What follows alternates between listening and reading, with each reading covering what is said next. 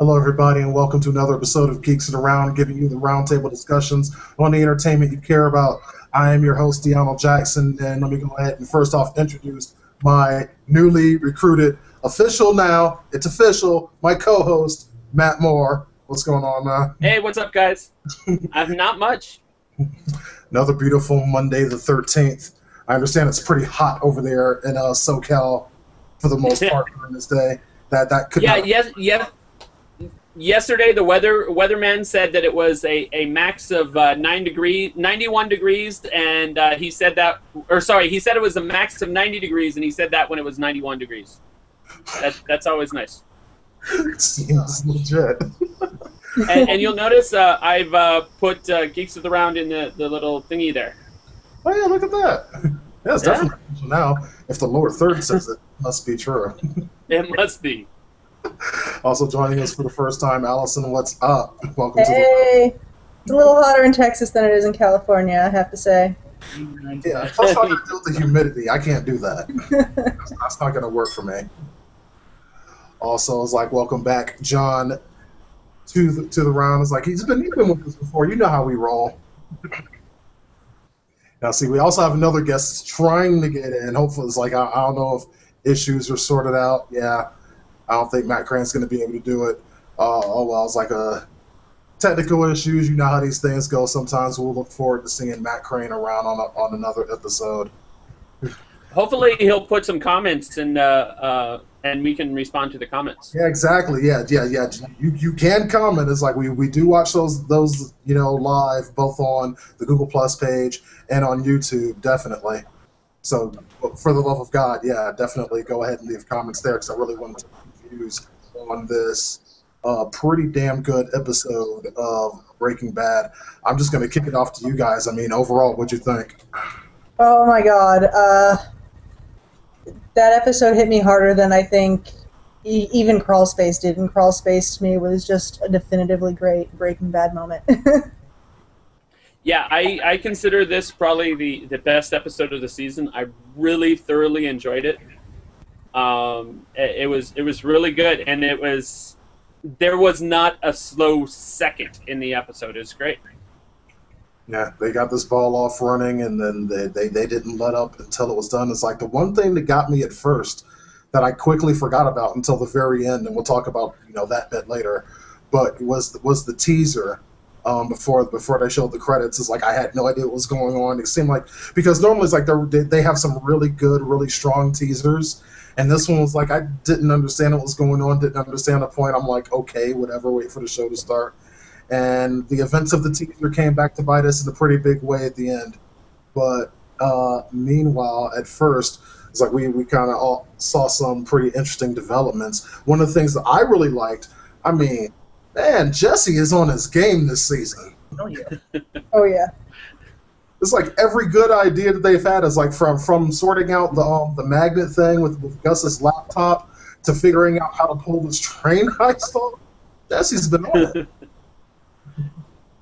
Meanwhile, it seems like that was Matt. All Mike and Walt can do is bicker back and forth at one another. I made a joke last week before we recorded. I hadn't watched it until like an hour before, and I made a joke that I'd still be able to riff with you guys because the same few things happen, and one of those things is Jesse does something amazing, and he didn't do it last week like I had joked about, but he definitely did this week. Mm-hmm. Not only does something amazing, yells out "bitch" in celebration. We're ready for a drinking game. Is where we are. Yeah. I saw Breaking Bad bingo that had. I think this bitch was one of the items on there. Yeah, it was. Marie wears purple. No, so you couldn't do him yelling "bitch" as a drinking game. You'd end up drunk halfway through the episode. It would be like playing that with Boondock Saints. with every curse word, take a shot. Yeah. You would not make it through the opening credits. Every time someone fires a gun, take a shot. Oh. I was going to talk about how the structure of the episode was almost the same as 501. Go for it. And then he friggin' shot that kid. And, like, I'm thinking in my brain all the parallels, the contrast. That kid's dead. Never mind. All rational thought out. Can I cut straight to that point? Is Yeah. straight to the meat? Is I think Todd is an FBI agent. Interesting. Okay, you're gonna have to explain this theory. He has done two Todd things. just shot and killed a kid. It's like, I mean, No, he did not shoot and kill a kid. David called it. He shot the kid in the shoulder. The kid went down shoulder first. He was shot in the shoulder. And if you look really close, that's where he was shot. Thank you, David. I don't know if you're watching, but I would not have noticed that if you hadn't mentioned it on the Google Plus. But yeah, he was shot. It looks like he was shot in the shoulder. And Todd has done two different things that he was told expressly not to do, and he did it anyway to make him stand out. I think he's trying to get in with the big three. Yeah, he's definitely trying to get in. But do you think it's because he's the FBI agent? It's like, I mean, He wasn't. Yes. undercover agents. I can see letting a lot go for an undercover agent. I'm not sure shooting a kid is like, even if this is like just in the shoulder, it's still a fucking kid. Yeah, it's a little much. Then again, it is the government. You never know. Matt, I just want to press you on this. What did he do that he wasn't supposed to do? He talked to Walt in 2 episodes ago. Talked to him about the nanny cam, and then this time he broke out and shot a kid. But Well, no one told him don't do it. There's another way to look at that, though. The kid was following orders because they told him no one can see what they've done. Yeah. Donna Bowman over on AV Club was writing about that. That was just following the letter of the law of what they told him to do, because they can't leave any witnesses. Period. Well, they didn't tell him that he had to shoot a person, especially since Mike's there. I mean, that's Mike's job. That's always been Mike's job. Mike is 300 feet away. No. The train was 800 feet. It's 800 feet away. They needed that dealt with. I don't know. It's just a theory, but I think that the guy's trying too hard to get in with the group. I'm wild accusation guy. You can just consider me that guy. But that's my wild accusation of the week. I think he's definitely not who he says he is. I'm not convinced that he's FBI, but there's something very, very fishy about him. I agree. It's like, we do know that his character is definitely a major one going into this season. We've talked about at least that much before. What role is he going to play? I mean, undercover FBI is like, I mean, that's interesting. That would be major. that would be interesting. But it's like, okay, let's come at this from another way. It's like, okay, undercover government agent shooting a kid. Might be a little bit out there. I think we've overlooked the possibility that we're in New Mexico. He's clearly an extraterrestrial. Or an eagle. Yeah, he was one of the Roswell kids. Yeah, totally Roswell kid. But no, here's but the if thing, though, going off of that, though, it's like I was saying, undercover agent from the government, maybe not so much. But what if he's undercover from someone else at Madrigal? Now, we talked about this last week, how there had to be another stepping stone between that major executive that killed himself earlier on. I think that was 502, where that dude killed himself, and Lydia way down the ladder. There's got to be someone else in between there. What if Todd is an agent of him? Now, the agent of a bad guy, hell yeah, I could see him shooting a kid. Yeah. Well, the reason I could excuse him shooting a kid is because of the fact that kid is already dead. I mean, not because he shot that kid dead, but he knew that kid would not survive that particular circumstance, no matter what. So he shoots him in the shoulder, and because he knows the kid's already dead. That's one way to look at it. Yeah. It could be. It's like, I mean, either way, it's like, we definitely know. It's like, I mean, if we can agree on nothing else, that there is something else more going on with this character than we've seen thus far. I mean, that's absolutely unquestionable. The only thing that is now is like, I mean, just kind of waiting for the other shoe to drop and seeing exactly what that is. Now, in the meantime, as if that's not a headache enough, it's not like Walt doesn't have other issues. Skylar is getting worse. Yeah. I like what she said when she said that I'm not your wife, I'm your hostage. I thought that was pretty ballsy of her. And his reaction was just like lay it out like that. Yeah. You know, he was just like, he didn't disagree. Well, yeah, it's definitely pretty accurate. It's like, I mean, at least as far as she's concerned. And I was like, I thought it was pretty interesting when Walt went to go see Hank at work, and in his office, and he's crying and whatnot, which clearly he knew would make Hank uncomfortable. But see, it's just another example to me right there of what makes Walt so dangerous. He lies with the truth because everything he said was true. Yeah. So it's like, I mean, he has to know that Skylar does not love him anymore. It's like, I mean, that's true. He has definitely become. He appears to be much more sociopath than he was, say, a season and a half ago. I mean, just lying to his friend like that with truth, as you say, he did not flinch. He did not, like, it was so easy for him. And you really only see that behavior in sociopaths. Yeah. Walt's ego is getting completely out of control where he thinks he can do that again. And here's one thing that I really didn't expect from the episode. I really honestly thought that Lydia did plant that tracker on that barrel. Yeah, so did I. Really did. Out of the blue. And I was like, wait, what? It's like, oh shit, Jesse was right again. And that was important that the show actually vindicate Jesse before dropping this bombshell on us. His whole point of view was, let's not kill anybody we don't have to. I don't want to have to pull the trigger on anybody. And he kept saying, what if it is FBI? What if we are in trouble? And sure enough, it was, it wasn't Lydia. It was the drug or the DEA or FBI or whatever. Mm-hmm. And not only that, they got every barrel. Yeah, so Lydia's like, and the fucked up thing is that they were still like, yeah, I'm still pretty much gonna shoot her.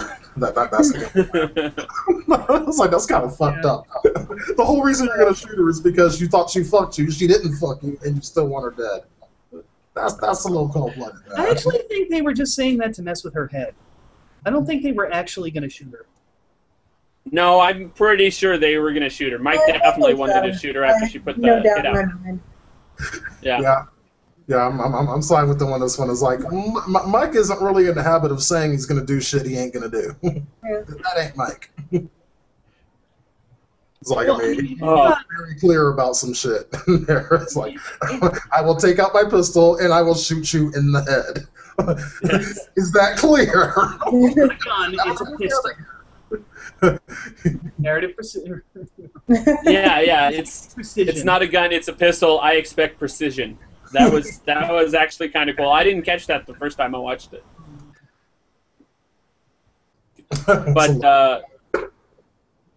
But yeah, she was definitely nervous in that particular case.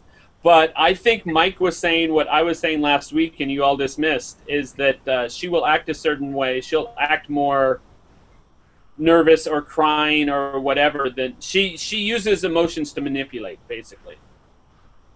Yeah, it's possible, but it's like I think she was a lot more shaken up last week than you gave her credit for, and she was definitely shaken up now. It's like she was scrambling like mad to get herself out of this situation. It's like, I mean, yes, like I'm sure she would use her emotions, for her own purposes.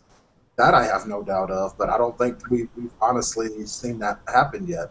One thing that Matt Crane is bringing up in the comments, thanks for sticking around and commenting, is that the one reason I could definitely see why they need to get rid of Lydia is because she's still a pretty huge loose end because she's so damn emotional.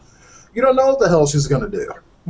It's like, I mean, she already tried getting out of this by having all of Mike's henchmen, all of his partners killed.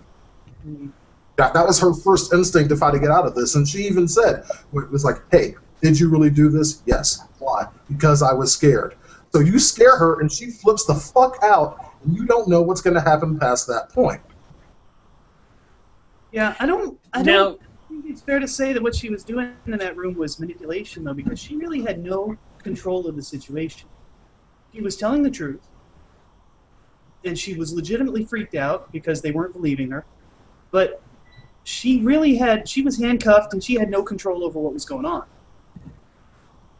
No, I think she was being manipulative before that. I mean, because Mike was saying how I know how much you like to cry in situations like this. I know how much, no freaking out, no, et cetera, et cetera. Like, Mike basically called her out on her types of manipulation. Well, you know, That's just me.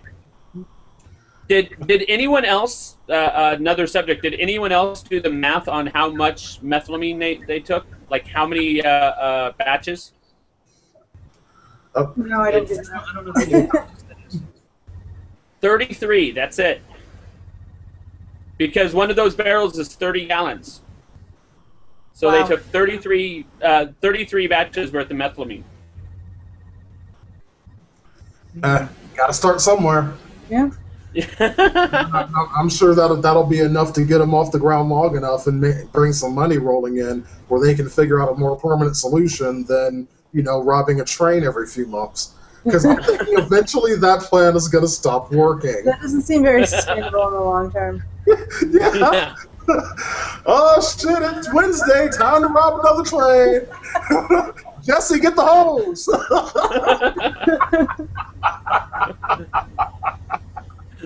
Yeah.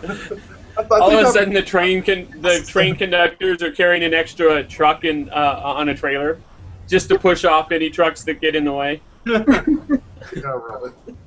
Yeah, Deanna, you made it sound like an episode of Bonanza or something, but that brings up an interesting theme they've been working into, this Western theme that came out of nowhere almost. Because, two out of the last 3 episodes, Walt's been compared to Jesse James. And now they're actually doing a literal train robbery, which is making this look more, John Fordy Western than ever before. What do you guys think about that? I was noticing that also. I didn't realize the whole Jesse James, but you're right. Like, in the past few episodes, he's been compared to that a couple times. But I was thinking while I was watching the entire episode of the pilot of Firefly, the train job. I was joking about that last night. And of course, I'm a geek, so of course I'm going to think of Firefly. But the fast pace and the action and is it going to happen? Especially in Breaking Bad. I mean, in Breaking Bad, they've had some really good luck lately, but you just expect that luck to break any second. Where just everything goes down the tubes, and I was kind of expecting that in this episode. What I thought was really cool was you were talking about the suspense and the tension, and there aren't any horse chases or guns on the top of the train as it's speeding along, but it's still all a matter of speed and precision, and oh my god. Anything could go wrong. Oh yeah, and how about Walt's greensmanship there? Oh, what was that? The train is actually moving, and he's still like, not yet, not yet, not yet. Worst boss ever. He would have killed both of them if it meant getting more methylamine. Yeah, there you go with Walt's ego again, getting pretty much out of control. Here, let me bring Matt Crane. He got his situation worked out. Let's bring him into the conversation. But it's Walt's ego going out of control again. It's like, I mean, yes, in this case, it was the right call because hell, it worked, didn't it? But that could have just as easily gone the other way. Yeah. Just as easily. Then let's see. Yeah. We got another taste of that right in the opening scene. When he's continuing to plant that bug in Hank's office, as Hank is walking in. Like, and that keylogger, anyone that has ever seen a keylogger ever would recognize that keylogger in a second. yeah, so he's counting on Yeah. Hmm. It's I don't know. Like anyone who's been to Think Geek is like, oh hey, I know what that is. Well, Hank's thing was minerals, not so much hanging out on tech websites and whatnot. Yeah. Yeah, there's actually a little inaccuracy going on there, but I'm not going to nitpick. Oh yeah, there's lots of inaccuracies. Like some of it you just kind of have to let go. I mean, you kind of have to let go of the fact that gravity is going to push methylamine out of a giant train tanker, then a little tiny pump can push water all the way up there and into it. That's going to happen a lot faster. There's no way they have enough time to get this thing to They work. started the water after. Yeah. Yeah, which makes the timing even worse. No, they actually did it at 300 gallons. They did it at the same time, which means their methylamine will be a little bit diluted, but very little. Yeah, but 4% is quite noticeable. Yeah, especially because Walt's big deal in the early going was it has to be pure.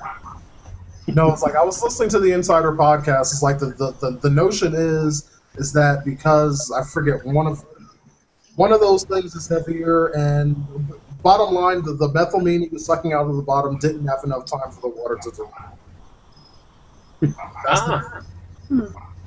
So there is no. And that is something Walt would know. Yeah, that's why they waited before they started pumping the water in. But still, like I mean, Yeah. speaking, he still wouldn't have had enough time for that little tiny pump to pump enough water into it to replace the volume of the methylamine that they took. But that's just one of those little things. You know how TV is. I mean, this is not like they're going to do a how-to manual on how to still methylamine.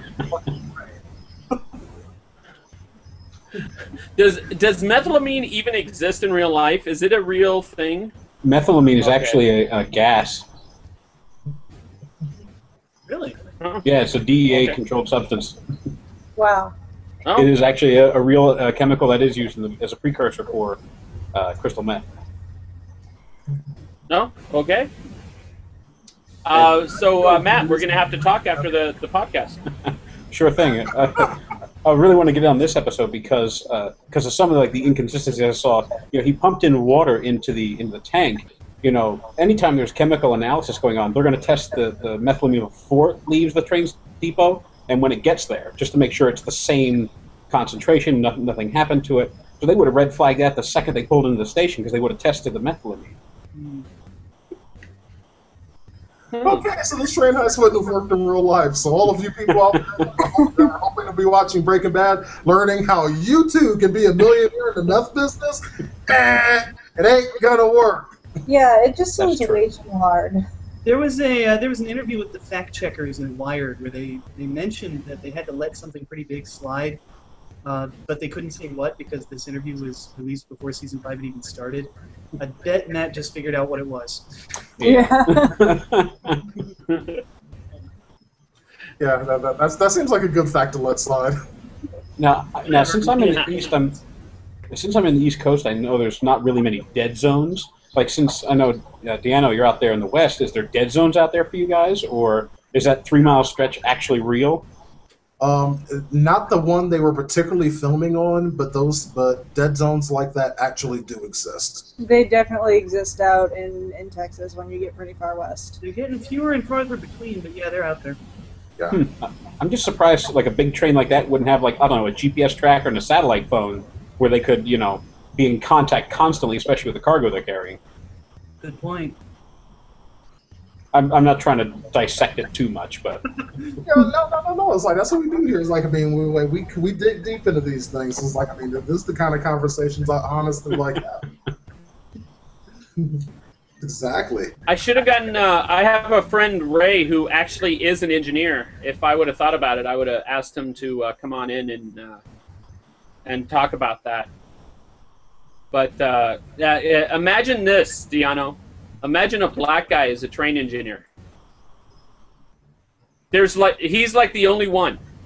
Like he's always talking about how there are nothing except white guys, like everywhere, and he's the only one. I don't know. It might be true. Train all day. I like my air-conditioned buildings, and I wouldn't want to be a damn train engineer either. Not, very nearly parked trucks over the rails. He's just weird. He plays Microsoft Train Simulator for fun. It's just weird and wacky.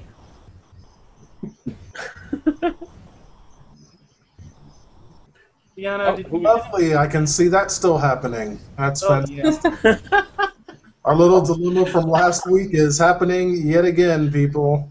Hangout issues. That happens whenever they're changing things. They've changed a lot today. It's Now, guaranteed more times. What do you think of Walt Jr. Not wanting to stay over at Hank's? I think that was pretty much exactly what Walt said was going to happen, and because it was pretty predictable. But yeah, I mean, they played it really well.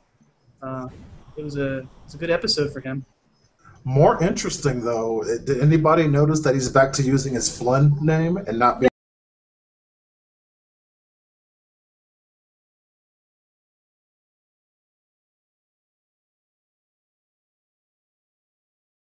Everything, every conversation, he's always last of the party. Yeah, but Skylar used it too. Yeah, she did. Mm-hmm. But I don't know. But I as liked we Emo put McGee. to the PT Cruiser last season, Skylar is also pretty out of touch with things. Yeah, definitely. But Skylar's also... How can you be mad at him? Sorry, I was going to say, how can you be mad at a man who just bought you a charger? Yeah. That would seem pretty difficult to me, too, but... You know how being a teenage boy and using logic aren't exactly two things that go hand in hand. Yeah. Well, I think he has a right to be confused, a right to be mad, because they're just dislocating him for no reason. And Walt actually finally gave into this part of the plan in last night's episode, so he's going to have to keep playing this game of pushing his son away. And this kid is too smart to fall for that. They can physically relocate him, but he's going to know something's up. Yeah, definitely. It's like, do you think he could find out exactly what's going on his own, or would he have to find out from someone he knows? And he doesn't know anyone. Yeah. Yeah, I don't think he has the capability of finding out. Not that he's not intelligent enough, he just doesn't have the resources. And even if he did hear it, he would deny it in his brain. I don't think he'd be able to believe it. Unless he were really trying to get both of his parents for, like, practically kicking him out of the house. Ooh, what if he started using? Oh, That would be one heck of an irony. Oof. oh, that would be interesting if he started using the blue meth. Yeah. Oh. How is he going to afford the blue meth, though? It's not like he has a job. That's never stopped people before. I'm sorry. I guess I think about drugs way too practically. Right, but if your He father can buys set up you, another website. How did Steve afford his name?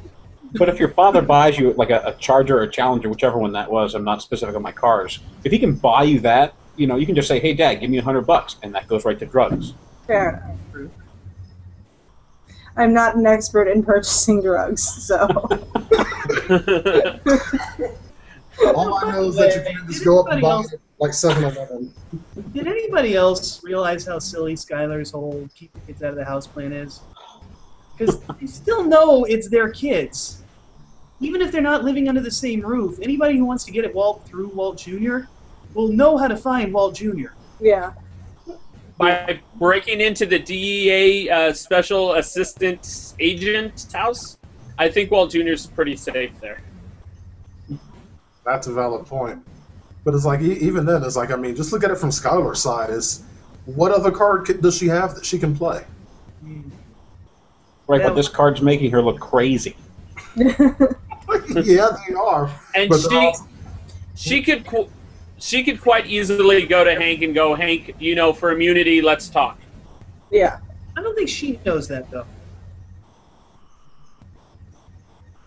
I don't know. I don't know why it wouldn't have crossed her mind by now. Yeah, it's like, I mean, it would have at least had to have come to her. like an idea. Yeah. I mean, unless she lives in a world where, like, there's no TV shows or anything like that. It's like, I mean, also, it's like, I mean, having a brother-in-law that actually is a DEA agent, I'm pretty sure she's heard some stories. So she's got to understand. CSI in New Mexico.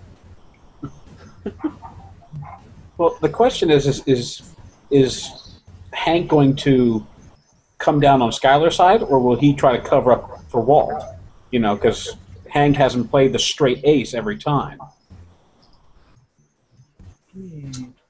After how hard that Hank has been unknowingly gunning for Walt this entire time, you think he just let that slide? You think there's a slightest chance he let that slide, knowing just because he found out that it was Walt that's Heisenberg? Oh, if I'd known it was you.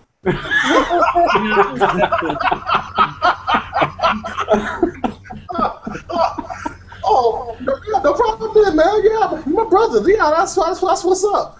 But the DA is like, yeah, it turns out, yeah, Heisenberg's him. I don't know. I got nothing. Now, here's the thing, and I think we might have talked about this before, is what if there is the conflict of interest? What if he figures out that it is Walt, and he can't do crap about it because of the fact that Walt has used drug money to pay his own medical bills? What if legally he cannot do anything about it? Plausible deniability. He had no idea. Right. Yeah, the treatment's already paid for. I don't know. Maybe they're going to show in a future episode that he's still doing PT like once a week or something. But most of the treatment's already paid for, and he didn't know about it. Yeah. They can't break his leg again. As yeah. It's still going to make him look bad, though, Yeah. Uh-huh. See, even the dog says so. Exactly. It's like, does anyone have anything? But yeah, I mean, you'll have a hard time prosecuting something when the money went towards the person who arrested them. Not if it did so unknowingly. Apparently, you've never seen a cop show. No, sure I have. That's why this specifically cited plausible deniability. I'm only saying that that if there is a chance that the cop could have known about it, that cop is suspect. And now that he's the ASAC, pretty much everybody except the one guy above him is under his purview. I don't know. I think it would be difficult for the DEA to prosecute. Maybe not so much for the FBI though. Yeah, I was like, I thought he'd find a way. It's like there was absolutely no chance he would just let it slide for any reason. I'm not seeing that happen. Now I was like, okay, it's like, well, all right, let's look at scenarios in which that could happen. It's like, I mean, what if, I don't know, if Marie was in danger, y'all think that would change the equation? That did. That was the whole plot of 1 minute. Or no, not 1 minute. The one where he almost caught them in the trailer. Mm-hmm. Yeah, so there is precedent for it. Yeah. And that wasn't when it's just, oh, Marie's been in an accident or something like that. That was, just something out there. Like, I mean, what if his actions were directly hurting her? Directly. Would that change it? I don't see how that could happen. How what Walt does could somehow affect Marie. Walt's not the one I'm worried about. About to say, I think it definitely could be Skylar talking to Marie, bringing Marie into this, which then now makes Hank a lot more. He can't have any more plausible deniability if his wife's involved. Yeah. So my thought is Skylar will slowly bring Marie in this season, or at least up to the midpoint of the season, and then what could she do besides being like just a confidant for Skylar? Well, but once she's a confidant, she might try to figure a way to get Skylar out of there, but rather than do the right thing, which is actually tell the DEA. But yeah, she's a meddler, that's for sure. Oh yeah. Right. I fully agree. But here's another thing, though. Is like, I mean, I honestly think that it's like we've talked about even this before. If Skylar told Marie anything, if she knew anything, that would make her a liability. There's no way, like, and Walter, Jesse's probably the only one to be pissed off about it. but Marie would all of a sudden become extraordinarily Mhm. as die now. So it's Yeah, like, and Walt wouldn't think twice about it. Mike wouldn't think twice about it. It'd be done. yeah, Jesse would be That'd the be only the one with an thing. issue here, but he'd get outvoted pretty quick. Oh yeah. Could that be Mhm. the thing that makes Walt irredeemable? That's what I'm thinking. That's kind of where my mind has been at for the past few episodes. Because we had yet another one of those moments today where it's like, how's he going to top that? What's he going to do worse than what Todd did in the last 5 seconds of last night's episode? Yeah, it's like, and even going back into that is like, I mean, from what just happened is like in that final second. I mean, just damn, just Todd just blasted that kid. What happens now in 506? I would say straight up off the top, Jesse ain't happy. Oh, Nope. yeah. He ain't happy by a lot, and that's he ain't happy, and he's gonna have a reaction to this, and it's gonna be powerful. It's going to be interesting because Jesse hasn't been the one yelling this season. Unless it's bitch. Yeah. So he hasn't been the one initiating the arguments. He's tried to have the role of the peacemaker. So if he's the guy who's got the major beef this time, how's it going to change the dynamic of this already really volatile partnership? That's a good question, and also because Todd is such an unknown, is like, I mean, this is really his first. Well, not a first association with the crew. It's like, I mean, they've talked before, but it's the first job they've done together. So it's like, I mean, and hey, I did not think that he was just gonna pull out his Glock and shoot the fucking kid. Yeah, me neither. I mean, actually screamed at my television when that happened. So did I. It's like, I was just like, whoa! When they were in a crowded movie theater, the down here does a screening of each night's Breaking Bad on via TiVo like an hour after it airs, and the whole theater just went, "What?" Yeah. Everybody all at once. It was just gasps all around. Where Where were you? Like the Alamo? Yeah, Yeah. the Alamo Draft House. Oh, that's kind of awesome. That is Yeah. pretty Yeah. awesome. Fantastic. Yeah, they do Breaking Bad and they do Walking Dead also. And they do Mad Men. Yeah. Very nice. Lost. It's really cool. That sounds And you like- got to wonder how the Southern California boy knows about it. They have a location in California, don't they? They did. I think they do. Yeah, but I don't think it's going as well as it does in Austin. Well, that's a shame. Yeah, that's unfortunate. Getting back in the 506 is like, well, what else are what are you guys' predictions? Like, I mean, now I was like, I'm gonna throw out a couple hints. First off, the name of episode 506 is Buyout. That's the name of the episode. Thing number 2, I'm gonna tell you, it's like, and I don't even know what this will mean. This is a hint that Ben Skilligan just kind of threw out there during the podcast last night. But he mentioned that electricity plays a major role in 506. What? Electricity? I don't know what it means either. I'm just throwing it out there.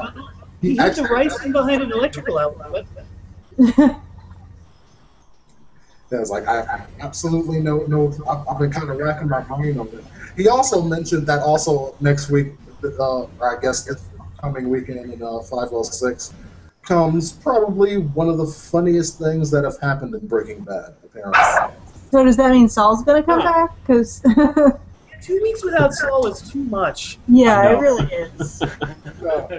Like, we're gonna have to see Saul come back eventually. Bill Burr was nice to see, but no Bob Odenkirk. Yeah. Wait a second. Okay, no. I just came up with this. Okay, that was a pretty great defense. Electricity plays a factor. Okay. Anyone want to remind me where Walt hid the ricin from the cigarette? Yeah, I said that a few seconds ago. He's behind that put it behind that outlet. I was like, I didn't even catch that. Your audio's been coming in and out. Oh, But, yeah. yeah, it's like that would be pretty major. That coming back into play. I just don't see how it would necessarily. There's no way it's not going to come back to play somehow. Yeah. After them showing him hiding it in there. Oh man. It's a TV trope that when you put something that can kill lots of people in a show, it has to go up, whether it be a bomb or a poison or something like that. It has to go up. It's a trope. Yeah. What if like something happens, a storm or something? I don't know, power goes off or whatever. But whatever situation leads to somehow like Jesse trying to see what he finds the right behind there. So then he would know that was responsible for it being gone. That would also be like. Walt hid it in his own house, though, right? Mm-hmm. Oh my God! What if I don't know what if their the baby houses, so I don't finds know. it? I don't know, but I guess then the baby would stick her hand in an outlet or something. I don't know, but I could see like the baby accidentally poisoning herself on the ricin somehow. I'm just throwing things out there at this point. We're trying to think, like you said, had to do with electricity, or the electricity would play a factor. You know, they have, 900 to 1,000 gallons now of aqueous methylamine underground. You know, maybe they could start a huge cook. Power goes out, they lose everything, and therefore Mike says, that's it, I'm done, I'm out. And he has to try to buy him out or something like that. Oh yeah, it's like I think Mike's association with them is definitely nearing an end. It's like I'm just wondering exactly what's going to push it over the edge. Could be that. I could sit here and speculate about it all night because this is kind of what I love to do. We are 45 minutes. Man. Anyone have anything else particularly that they're dying to bring up? He shot a kid. That is true. It was fucking brutal. I mean, even Walt hasn't officially killed a kid yet, despite trying. Yeah, he's come close. But yeah, Close, but he's not actually killed a kid yet. maybe that's the operative. It's like the drug lord merit badge system. And Todd just got the kid killing badge. Achievement unlocked. Unfortunately, I think that kid is just the first of many innocent victims that are going to see their blood. Also, can we have a moment of pity for the poor tarantula that's now going to fry alive in that hot glass jar? I mean, that's just a horrible way for that poor tarantula to go. No moment of silence for the spider. Yeah, kind of went back there. Yeah, no. Pache, whatever. Fucking spider. I have some spider, and I see nothing wrong with that. Spider's creeping out. That's your little known Deanna Jackson fact of the day. On that note, we're going to go ahead and end things for the time being. This has been another episode of Geeks Around. Thank you to my co-host, Matt Moore, and everybody who's joined us today. Thank you guys for suffering through the hangout issues that we're being plagued with today. Hopefully we get that sorted out all next week. And we will see you guys back here for episode 506. Bye out next week. Awesome.